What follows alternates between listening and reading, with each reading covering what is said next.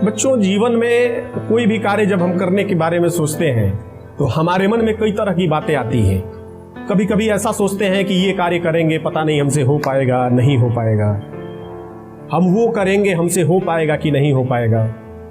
हमारे मन में एक असमंजस की स्थिति बनी रहती है।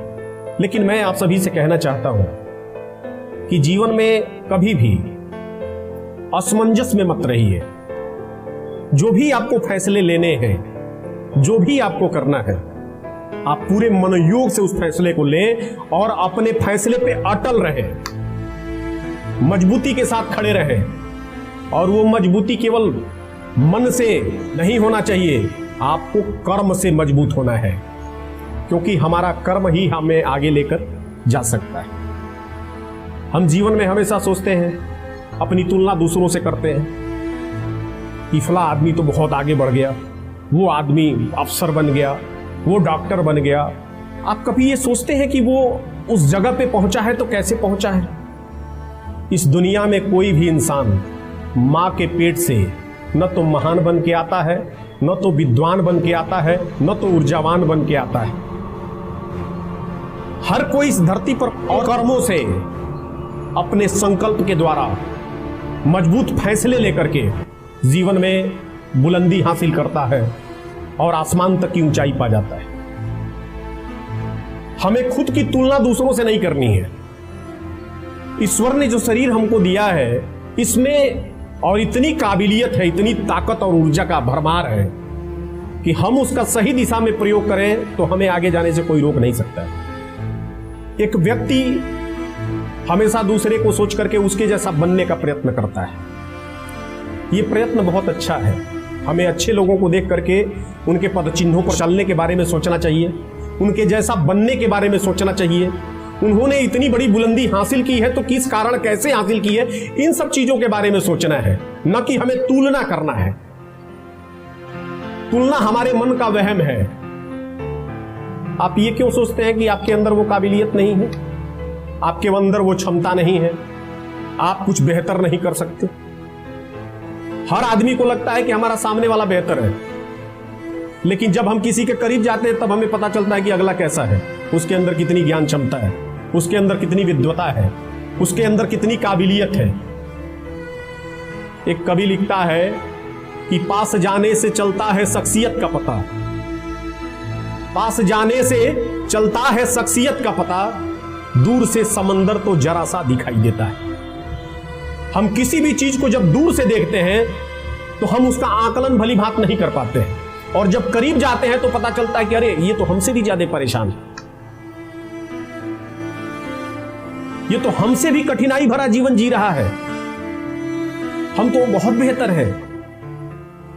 आप सड़कों पर देखिएगा, हम कहते हैं कि बड़े गरीब परिवार के हैं, हम इतना बड़ा काम कैसे कर पाएंगे, हम आईएएस कैसे बन पाएंगे, हम पीसीएस कैसे बन पाएंगे, हम इंजीनियर डॉक्टर कैसे बन पाएंगे, हम तो गरीब के बेटे हैं, हमारे यहाँ उतना रुपया नहीं है, हमारे यहाँ उतने संसाधन नहीं है।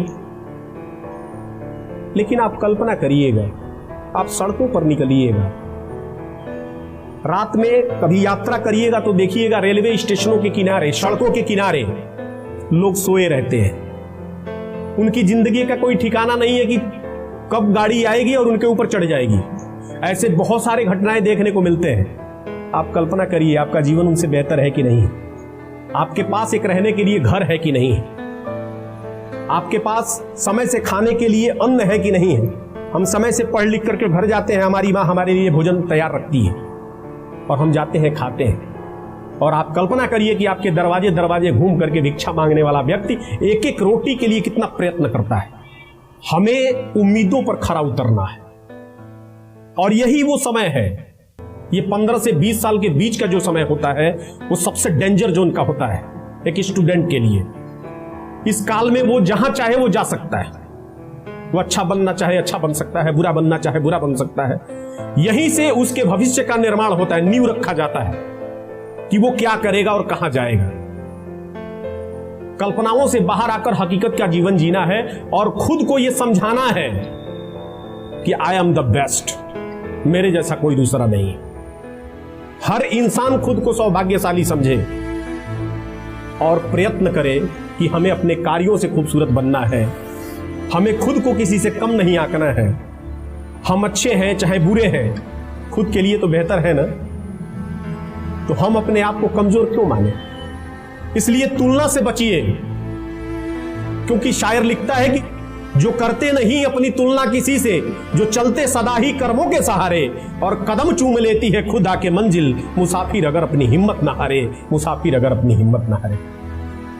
मेरे प्यारे बच्चों, इस दुनिया में हम छोटी छोटी समस्याओं के सामने घुटने टेक देते हैं, हार मान जाते हैं। हमें ऐसा लगता है कि वो समस्या हमें खत्म कर देगी। हम चुनौतियों को और उन कठिनाइयों को देख करके घबरा जाते हैं, निराश और हताश हो जाते हैं। लेकिन इस दुनिया में जितने लोग चुनौतियों का सामना किए हैं, हर बड़ा करने वाला इंसान चुनौतियों के सामने अपना सीना चौड़ा करके खड़ा हो जाता है। जिंदगी में बहुत समय ऐसे आता है जब हमें ऐसा लगता है कि हम क्या करें। कभी कभी लगता है कि हम ये सब कुछ छोड़ दें, हमसे कुछ होगा ही नहीं। इतना असफल हो जाता है। असफल होने के बाद से अनायास लगता है कि मेरा ख्वाब पूरा नहीं हुआ, मैंने जो चाहा मैं उसको पूरा नहीं कर पाया। तो ऐसा लगता है कि मैं सब कुछ छोड़ दूं, ये दुनिया, ये समाज, ये दोस्त मित्र यार सब बेकार की चीजें हैं। फिर अगले ही पल हमारे अंदर एक अति उत्साह का आविर्भाव होता है और ऐसा लगता है कि मैं कर सकता हूं। और जब तक हम समस्याओं से लड़ेंगे नहीं, इस दुनिया में कोई ऐसा नहीं है जिसके पास समस्या नहीं। किसी के पास खाने की समस्या है, किसी के पास रहने की समस्या है, किसी के पास कपड़े की समस्या है। वो छोटा हो या बड़ा हो, आप जिसको समझते हैं कि इसके पास तो बहुत सारे रुपए हैं, ये बहुत बड़ा आदमी है, इसके पास तो कोई समस्या होगी नहीं। साहब, जितनी अच्छी नींद आप ले पाते हैं घर पे, उनके पास उतनी अच्छी नींद भी नहीं है। और जो समस्याओं से जूझते हैं ना, वही इतिहास लिखते हैं। पराजय तब नहीं होती जब व्यक्ति गिर जाता है, पराजय तब होती है जब वो उठने से इनकार कर देता है। तो हमें उठने से इनकार नहीं करना है। इसलिए कहते हैं कि कभी हौसला नहीं हारना चाहिए, क्योंकि जख्म ही कातिल का पता देता है और आईना ही मुकाबिल का पता देता है। जख्म ही कातिल का पता देता है, आईना ही मुकाबिल का पता देता है, और ऐ तूफान से बच बच के निकलने वालों, एक तूफान ही साहिल का पता देता है। एक तूफान ही साहिल का पता देता है। जब तक हम तूफानों से लड़ेंगे नहीं, टकराएंगे नहीं, हमारी जिंदगी में बदलाव कुछ आने वाला नहीं है साहब। अगर हम कायरों की तरह सोचेंगे कि हमसे नहीं होगा, तो वो नहीं होगा। और हम किसी कार्य को चुनौती के रूप में स्वीकार करेंगे और सोचेंगे कि मैं कर दूंगा, तो वो कार्य होगा। इसलिए जिंदगी में हर चीज को सकारात्मक वे में लीजिए। जब आपको लगे कि किसी की बात हमारी ऊर्जा को कम करने वाली है, हमें उसके बात पर ध्यान नहीं देना है। हमें केवल उसके बात पर ध्यान देना है जो हमारी ऊर्जा को बढ़ाने वाली बात करता है, जो हमारे अंदर तीव्र इच्छा का संचार करता है। रॉबर्ट फुल्टन का नाम आपने सुना है ना? अमेरिकी इंजीनियर था, उसको आविष्कारक माना जाता है। स्टीम बोट बनाया और हडसन नदी के किनारे उस स्टीम बोट को ले गया। स्टीम बोट को हडसन नदी के किनारे ले जा करके और उसको चलाने का प्रयत्न करने लगा। धीरे धीरे देखते देखते आसपास के लोग जुट गए और उन लोगों ने कहना शुरू कर दिया। उसमें कुछ शक्की मिजाज के भी लोग थे, निगेटिव भी थे, पॉजिटिव भी थे। जो नकारात्मक सोचने वाले लोग थे, उन लोगों ने कहना शुरू कर दिया कि अब तो ये नाव चलेगी ही नहीं, कभी दौड़ेगी ही नहीं, ये पागल आदमी है, पूरी दुनिया को बेवकूफ बना रहा है यहां लोगों को इकट्ठा करके। और आपको बताऊं, व्यक्ति की सोच कितनी जल्दी बदलती है। आप जीवन में जब सफल होते हैं तो कैसे लोग आपके पीछे दौड़ना शुरू कर देते हैं, इसका जीता जागता उदाहरण रॉबर्ट फुल्टन है। जब वो नदी में अपनी नाव को उतारा और चलाने का प्रयत्न करने लगा तो लोगों ने कहा कि ये नाव कभी चलेगी ही नहीं। और जब वो चलना प्रारंभ कर दी तो वही लोग जो ये कह रहे थे कि ये नाव नहीं चलेगी, वही लोग खड़ा होकर के ताली बजाकर उसका अभिनंदन करने लगे रहे और कहने लगे कि अब ये नाव कभी नहीं रुकेगी। ये है सफलता और असफलता का अंतर। जब हम फेल हो जाते हैं तो गंवार से गंवार व्यक्ति भी हमारे ऊपर उंगली खड़ा करना प्रारंभ कर देता है। और जब हम सफल हो जाते हैं तो विद्वान से विद्वान व्यक्ति भी हमारे लिए ताली बजाना शुरू कर देता है। दुनिया आपके बारे में कुछ कहती है, नकारात्मक कहती है, तो आप उसको इग्नोर करो। और कर्म ऐसा करो कि आपका कर्म शोर मचा दे और बता दे कि हमारे अंदर कैसी क्षमता है और हम कौन हैं और क्या करना चाहते हैं। तो कि इन्हीं बिगड़े दिमागों में तनिक खुशियों के लक्ष्य हैं, इन्हीं बिगड़े दिमागों में तनिक खुशियों के लक्ष्य हैं और हमें पागल ही रहने दो, हम पागल ही अच्छे हैं, हमें पागल ही रहने दो।